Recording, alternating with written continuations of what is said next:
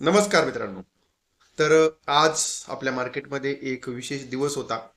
आज होते बिहारच्या विधानसभा निवडणुकींचे निकाल आणि त्या निकालाचा इम्पॅक्ट आपल्याला मार्केटवरती बघायला भेटला. आज कमीत कमी आपण साधारणतः निफ्टी आपला एवढा तरी खाली पडला असता 200 पॉईंट, पण हा निफ्टी खाली न पडता फ्लॅट टू पॉझिटिव्ह त्या ठिकाणी क्लोज झालाय. आणि त्यानंतर आता उद्या काय आहे, तर उद्या काय करायचं हे सगळं आपल्याला जाणून घ्यायचं आहे. पण तत्पूर्वी जर आपण आपल्या चॅनलवरती नवीन असाल तर चॅनलला सबस्क्राईब करायला बिलकुल विसरू नका. पहिली गोष्ट, आता ह्या ठिकाणी आपण बघतोय का काय तुम्हाला ह्या ठिकाणी बघायला भेटतंय, तर इथे तुम्हाला बघायला भेटतंय डाव जोन्स मध्ये झालेलं करेक्शन. बघा, कालचा जर तुम्ही सगळा दिवस जर बघितला, काल डाव जोन्स मध्ये जवळजवळ 1.25% करेक्शन झालेलं होतं. म्हणजेच ऑलमोस्ट 800 पॉईंट डाव जोन्स खाली पडला होता आणि आजही जवळजवळ 350 पॉईंट खाली आहे. नॅसडॅकमध्ये काल आपल्याला करेक्शन बघायला भेटलं होतं, ते जवळजवळ अराउंड 2.25% आसपासचं करेक्शन. 536 पॉईंट हा नॅसडॅक पडला होता, म्हणजेच आय टी इंडेक्स त्यांचा. तर मग आता हे सगळं होण्यामागं कारण काय आहे, पण तत्पूर्वी आताही आपण जाणून घेऊ. आता जी काय कंडिशन आहे, तर त्या कंडिशनमध्ये त्यांचा जो डावजोन्स आहे, डावजोन्समध्ये 30 कंपन्या असतात, त्यातल्या 22 कंपन्या डिक्लाईनमध्ये आत्ता सध्या, 8 कंपन्या पॉझिटिव्ह आहेत. आणि त्यानंतर नॅसडॅक मधल्या 100 मध्ये 23 पॉझिटिव्ह आहेत, 78 कंपन्या निगेटिव्ह आहेत. आणि जे काय मार्केट, युरोपियन मार्केट आहे, ते सुद्धा आपल्याला ह्या ठिकाणी बघा, इथे तुम्ही बघू शकता, हे डॅक्स असेल 2.25% खाली आहे. फुटसी आहे, तेही जवळजवळ त्या ठिकाणी 2.25% खाली आहे. म्हणजे ग्लोबल माहोल जर तुम्ही बघितला तर त्या ठिकाणी सगळं निगेटिव्ह वातावरण बघायला भेटतंय. आता हे जे निगेटिव्ह वातावरण आपल्याला बघायला भेटतंय आणि जे आज आपल्याकडे बिहारचे इलेक्शन झालेत, त्याचा आपण थोडासा जो गोषवारा आहे तो आपण या ठिकाणी घेऊया. काय नेमके आपल्याला त्या ठिकाणी सगळ्या गोष्टी कशा कशा आपल्याला लक्षात ठेवायच्या आहे आणि उद्या काय डिसिजन घ्यायचं आहे ते आपल्याला बघायचं. बघा, पहिली गोष्ट, आता एक नंबर म्हणजे आज आपल्याकडं जे काय रिझल्ट आलेले आहेत, जे रिझल्ट आपल्याकडे आलेत, ते ह्या रिझल्टमुळं आपल्याला काय बघायला भेटलंय का बीजेपी त्याच्यानंतर जेडीयू यांचं सरकार एकदम बहुमतामध्ये येत आहे. अराउंड 200 प्लसच्या आसपास त्यांना जागा भेटतात आणि 243 पैकी म्हणजे त्यांनी काय केलेलं आहे, क्लीन स्वीप विरोधी पक्षाला दिलेला आहे. ओके, आता यामुळे जरा थोडंसं आज मार्केटमध्ये आपल्याला काय दिसलं, पॉझिटिव्ह पॉझिटिव्ह सेंटिमेंट मार्केटमध्ये राहिलं. जर आज हा दिवस जर नसता तर काय झालं असतं, तर काय झालं असतं, तर आपल्याला काय बघावं लागलं असतं ते मी तुम्हाला सांगतो.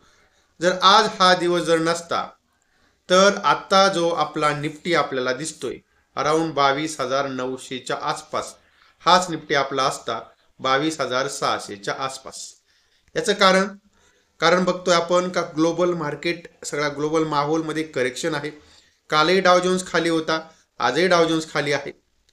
कालचे 750 पॉईंट, आजचे जवळजवळ 250 पॉईंट, म्हणजे 1000 पॉईंट डावजोन्स खाली. 2-2.5%चं करेक्शन डावजोन्समध्ये आपल्याला 2%मध्ये झालं, म्हणजे सॉरी 2 दिवसामध्ये झालं.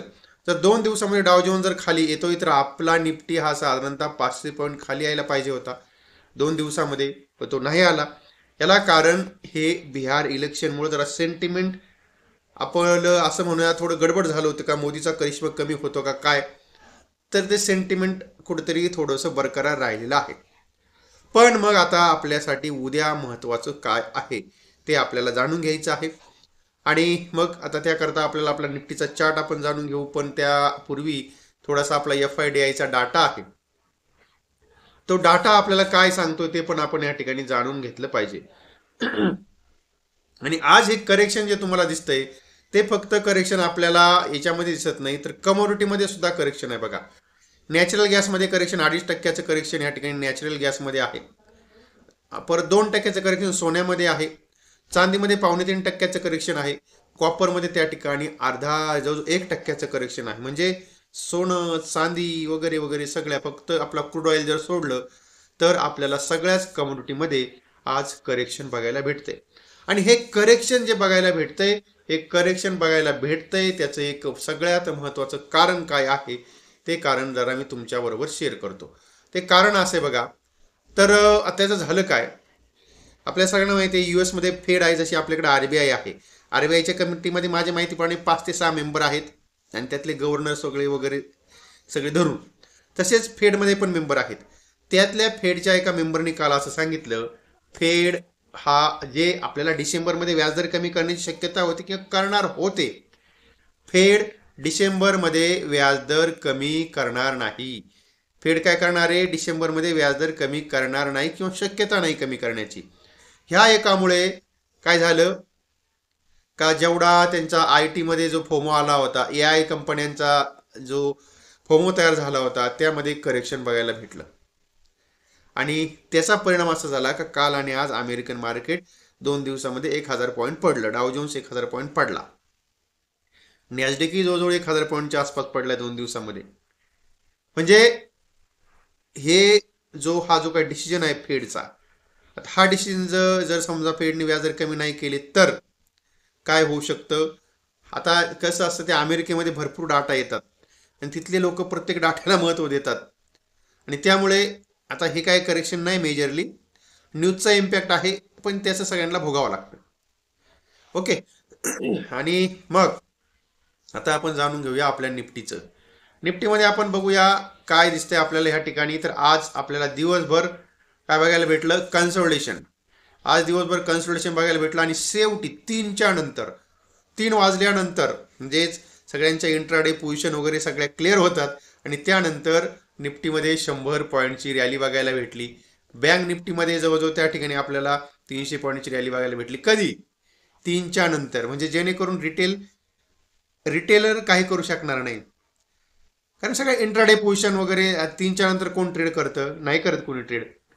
त्यामुळे हे आपल्याला एक शॉर्ट कव्हरिंग का बघायला भेटली. चला बाबा, काय बिहारचं जो काही रिझल्ट आलाय ते एकदम चांगले पॉझिटिव्ह आलेत आणि त्यामुळे शॉर्ट पोझिशन नको कॅरी करायला, शॉर्ट कव्हरिंग करून घेतली त्यांनी, ज्यांनी मोठे मोठे ट्रेडर असतील त्यांनी.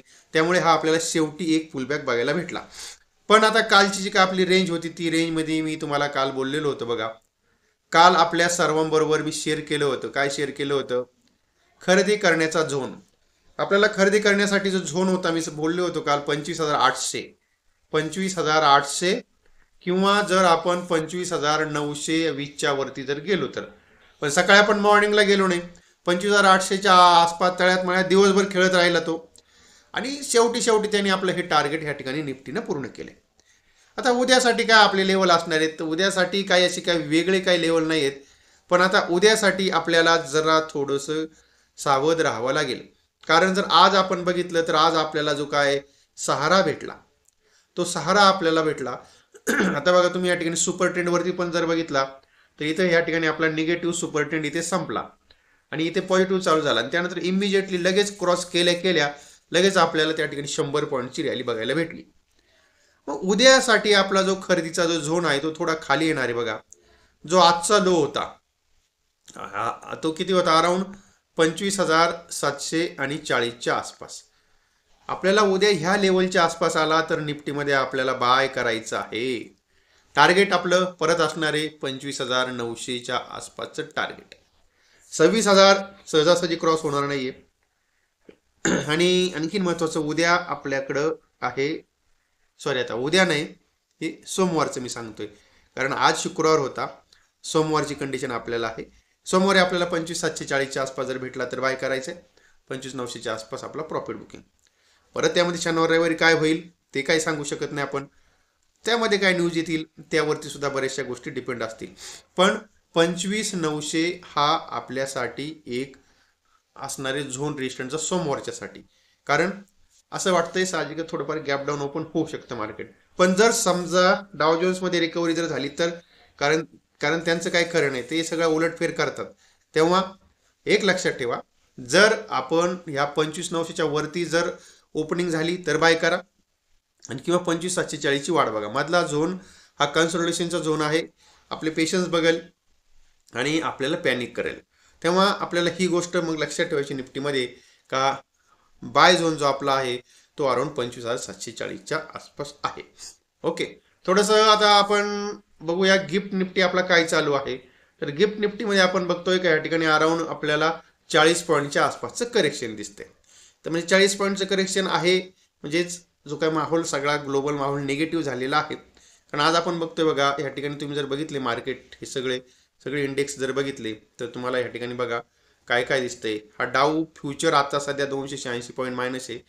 कालचा डाव जोन्स 797 पॉईंट आपल्या याच्यामध्ये क्लोज आहे आपल्या याच्या निगेटिव्हमध्ये. निकाई आज 2.25% पडलेला आहे. हँगसँग 2.25% पडलेला आहे.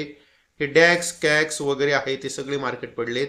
कोरियन मार्केट आज जवळजवळ 4.25% पडलेला आहे. म्हणजे हा ग्लोबल माहोल ग्लोबल सेटअप सगळा निगेटिव्ह आहे. त्यामुळे आपल्याला थोडंसं सावध राहायला हवं. ओके. आणि मग आता त्यानंतर आपल्यासाठी काही महत्त्वाच्या गोष्टी. आता बघा, आपला जो टेलिग्राम चॅनल आहे त्याची लिंक तुम्हाला डिस्क्रिप्शनमध्ये खाली दिलेली आहे. आपला एक आहे असा फ्रीमधला आणि दुसरा पेड टेलिग्राम चॅनल आहे. पेड टेलिग्राम चॅनलसाठी 1350 रुपये हा आपला 12 महिन्याचा चार्जेस आहे. त्याची लिंक डिस्क्रिप्शनमध्ये खाली दिली. त्या लिंकनुसार त्या लिंकवरती जाऊन आपण आपला टेलिग्राम चॅनल जॉईन करू शकता.